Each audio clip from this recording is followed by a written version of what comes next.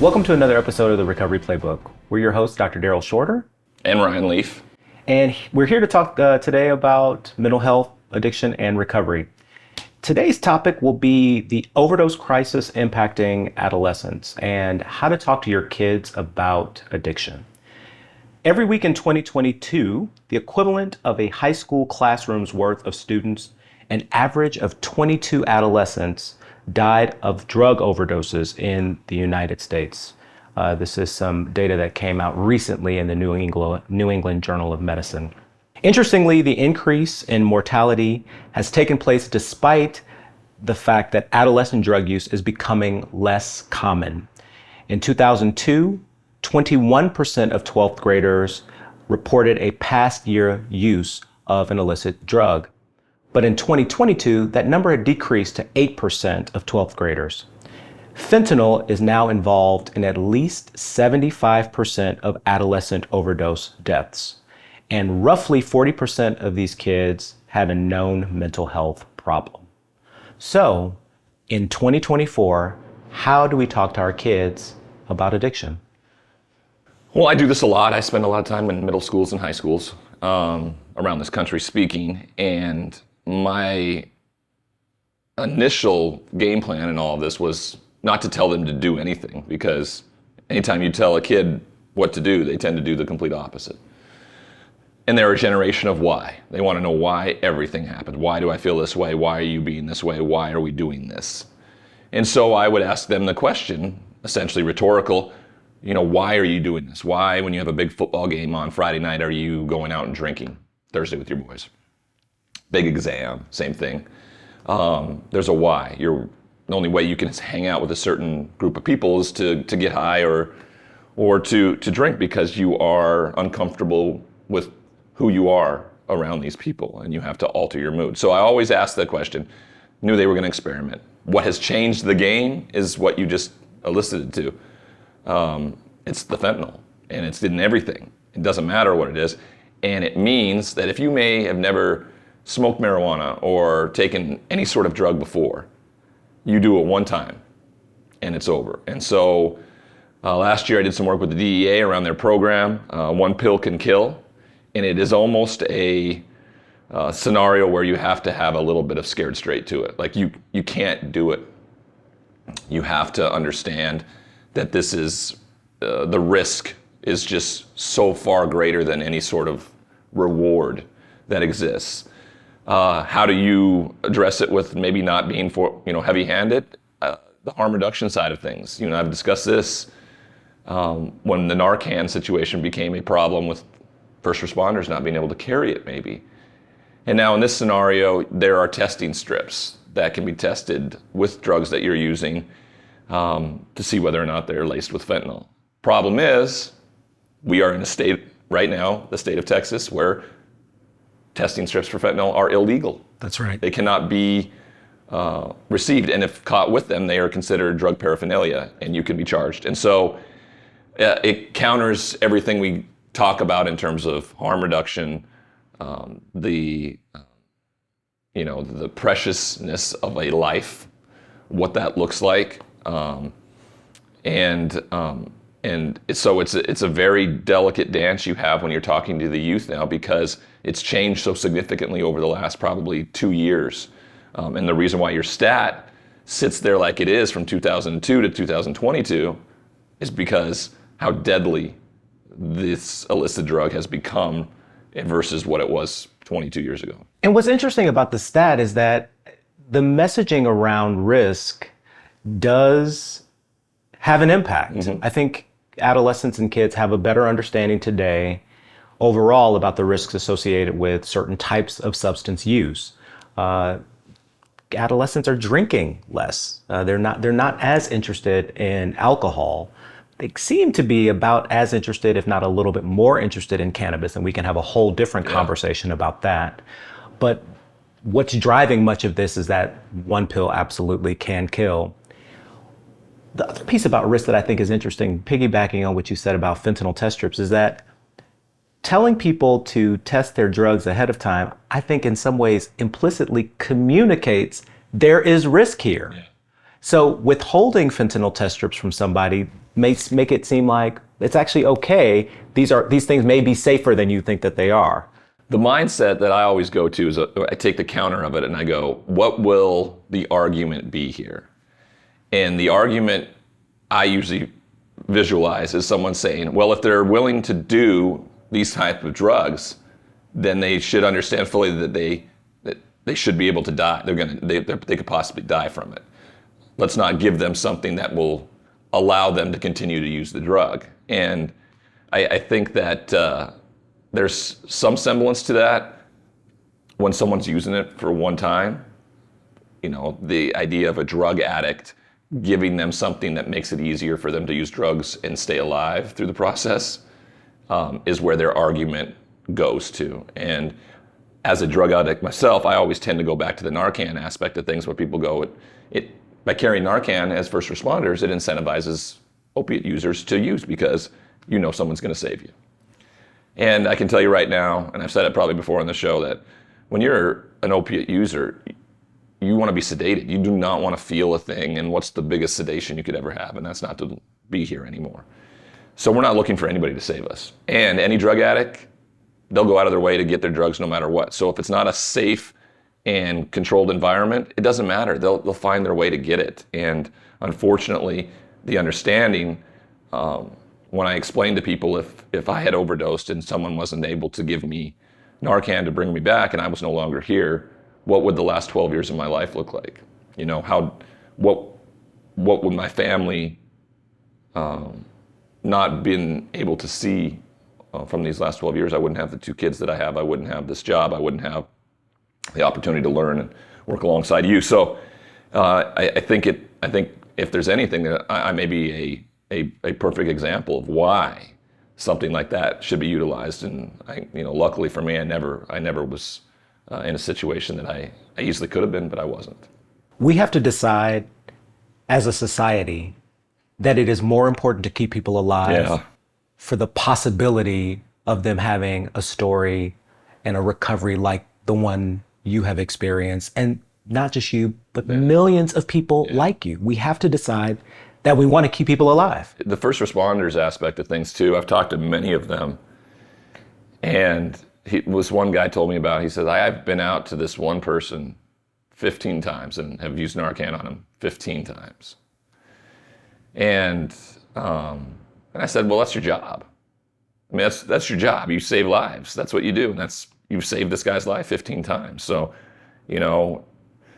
that if you want to do something else, do another job, is my answer to that. I don't think there's a political aspect to it. People will politicize it however they want to. But I think it is exactly that, the preciousness of life and saving it, because you have no idea what that person can become and how they could probably change the lives of others. People ask me all the time, why do you do this work? Like, why would you choose to work with people who have substance use disorders and addictions? And I always say, well, you never know which time will be the time. And so you have to treat every time like it potentially could be. And the same thing is true for folks that carry Narcan, and even the idea of providing people with fentanyl test strips. Like, you never know what somebody's potential and possibility could be. So you have to treat everybody with the respect and dignity and sanctity of life. And it's your job. Like you remove, and I learned this from my sponsor a long time ago about staying out of the result. Like, the one thing you can control is how you behave, your attitude and your effort towards what you do well. And then you get out of the way, because you can't control what somebody else does with that information. You can do your job, and that allows you to lay your head down at night. I think I took it really personally for a long time working with sponsees when they would just disappear and weren't willing to do the work anymore. And I would take it personally. And my sponsor told me, well, I'm 35 years sober, Ryan. I've had 75 sponsees, and I'm 75 for 75. And I said, of course you are. You're like this recovery god to me and everything like that. He's like, yep, 75 sponsees, and I didn't drink once. And he makes a good point. You're doing your work, you're doing your research, you're making advances in medicine. I'm helping people, and I'm staying sober through the process, which is ultimately the bottom line. Because if you stay sober in the process, your story will be the transformation for someone else. And so he says, get out of the way, do your part, be part of the solution, and you can lay your head down at night and be okay. And I think that's a good way for first responders to look at it too, or anybody outside looking around at harm reduction. Let's try to save lives. What they ultimately do with that stuff, with that information or those resources is entirely up to them. We talked the other day, and you started carrying Narcan. Mm-hmm. What? I talked about it all the time, and I remember saying it to my wife. I said, I talk about this. Why am I not carrying it with me? I travel all the time, all over the country. And her response was kind of like, well, you're not around, I said, around current users. I'm like, I'm in rehab centers all the time. I'm in meetings and everything like that. And I said, I should be carrying it. And and so I was at an event in Washington, and they were doing a huge harm reduction seminar with it. And they were giving out free samples of Narcan. The city was there. And so I took it, and it's in my bag, and I travel. And I'm on the subway like every day in New York. And I've seen people nodding out from heroin use on the subway train all the time. And I'm like, no one on the train wants to do anything in that moment. And I've got to be able to, who knows? Who knows where this will be the time that changes everything. So yeah, I started carrying it. Yeah, we all should be carrying Narcan. And so I think one of the points for our viewers is get Narcan. Get Narcan. Get Narcan. It doesn't mean you...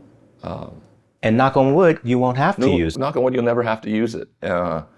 It's just there, and you literally can have a hand in saving someone's life because of a little nasal spray. That's right. Okay, so message to parents then. What should we say? Well, I as a parent, it's probably extremely hard to step into a room and say, hey, I've got you some of these fentanyl testing strips. Oh, yeah. I'm pretty sure it's like the first, sex talk where you bring in a condom to your son or something like that. Here, protection. Where most parents are just like, don't do it, ever. I think I'm going to have a much different reality when I work with my kids, simply because I'm not going to perpetuate the stigma that has existed for so long that I think parents do. Their biggest fear is they talk about it, it will then resonate and materialize in their brain. If I talk about it with my son and give him these fentanyl testing strips, other people may look at it as like, oh, his son's going to go be a drug user. Well, no, maybe my son has a friend who has a problem and he wants to test his drug for him. I mean, you never know. I just want him to be as prepared as possible. I want him to be as truthful with me no matter what. Like, I never want them to be in a situation where they're scared that they were out drinking and want to sneak home, so they drive home. I was like, no, call me. So what's interesting about the whole thing is, like, we also have to talk to parents about their own substance use. Like, what does your relationship to alcohol look like? What does your relationship to cannabis or other substances look like? And thinking about the example that you set for your kids, that is also as important, if not more important than whether or not you give them a fentanyl test strip or what have you. So, Yeah. so I would imagine, like, it's a little bit easier perhaps to have the conversation if you have, like, been in recovery and you're doing this work. But people have some really conflicted relationships with alcohol and substances, and then they try to go into their kid's room and have that conversation. It's like, what are you even talking about? Get out of here. Yeah, I mean, you watch your dad come home from work, pour himself, 3 fingers of scotch every night, to take the edge off. How is your son supposed to come home from a tough day, school, practice, and see that is how the person I most look up to deals with his day. I was talking with somebody recently who was a heavy cannabis user, and he just kind of off the cuff said something to his son about, I'm thinking about, not smoking as much weed. And his son goes, yeah, when you're not taking all the time to, like, roll the joints and everything like that, we play a lot more. And, like, it was this huge epiphany, like it's something that he must have had blinders onto, that, like, this was just his daily ritual, and now it opened up his eyes to something much different with his child and how much they they take in. So then part of the conversation would then need to be, what are you going to do about your own Yeah. relationship to substances before you even begin this conversation with your kids? And it wasn't in my house. My parents, I never saw alcohol use or drug use in my family dynamic, and my kids won't either. That's kind of the cool thing about being in recovery is that, or having kids later in life too, when I kind of figured it out, is that they'll never see their dad, drunk or high. And because I can't imagine, because I have heightened senses to it when I'm at gatherings and stuff like that, when somebody has had a little too much to drink, and it's just such a different behavior and mindset. What that would look like to a child. Again, we talk about the things that we discuss in harm reduction, and it's always about what you've been taught, what you've seen in your family dynamic, and how that shapes your mind to think. So I think there's a couple of different messages that you can go with. The first message would be that the safest thing, the biggest way and best way to reduce potential harm is to abstain, to not use. Fine. We can have that conversation. We can talk to kids about their risk. Absolutely, we should do that. Parents should also spend some time looking at their own relationship to alcohol and other substances and the example that they set.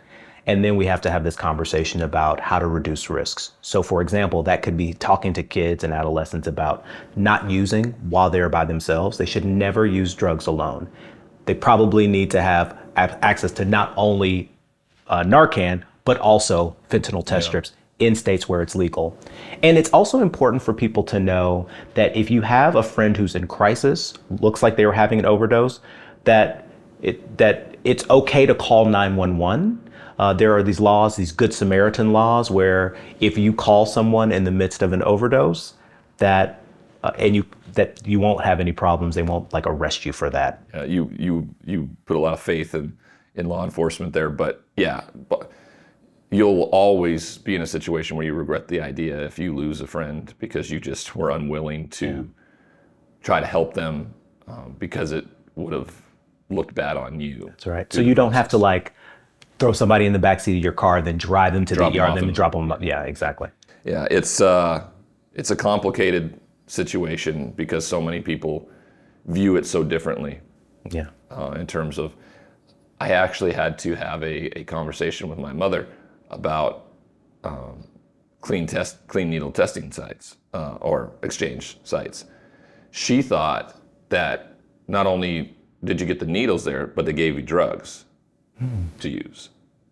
And I said, no, they just give you clean needles, so you're not sharing needles and have contaminating. Yeah. And where do they get the drugs? I said, well, they bring the drugs. It's their drugs. We're not handing out drugs to people too with the needles. We're just trying to reduce harm as much as we can. So much education needed. Yeah. All right, well, that's our episode for today. Thank you so much for being with us. I hope you got some useful tips for how to talk to your kids, your adolescents at home, and carry Narcan, fentanyl test strips. Thanks. We'll see you next time.